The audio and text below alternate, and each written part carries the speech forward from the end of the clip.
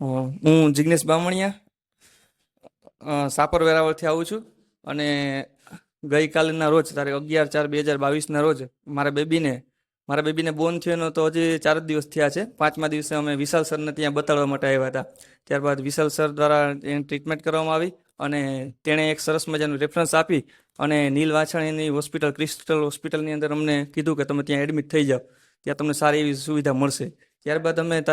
ગઈકાલના રોજ અમે અહીં ક્રિસ્ટલ હોસ્પિટલમાં નીલ સર પાસે એના માર્ગદર્શન નીચે હોસ્પિટલમાં દાખલ થયા. ત્યારબાદ શરૂઆતમાં એવું લાગતું હતું કે કેવો હશે હોસ્પિટલ, કેવો સ્ટાફ હશે, કેવા ડૉક્ટર હશે, શું હશે, કેવી સારવાર મળશે, ઘણા બધા મનની અંદર પ્રશ્ન હતા. છતાં પણ બધા પ્રશ્નોનું સોલ્યુશન અંતે છેવટે આજે થઈ ગયું છે અને તમામ સ્ટાફ નર્સનો પણ ખૂબ ખૂબ આભાર માનું છું કે જેઓએ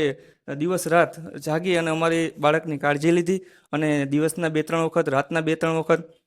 બાટલા છે કે કોઈ પણ દવાનું છે તેમ તમામની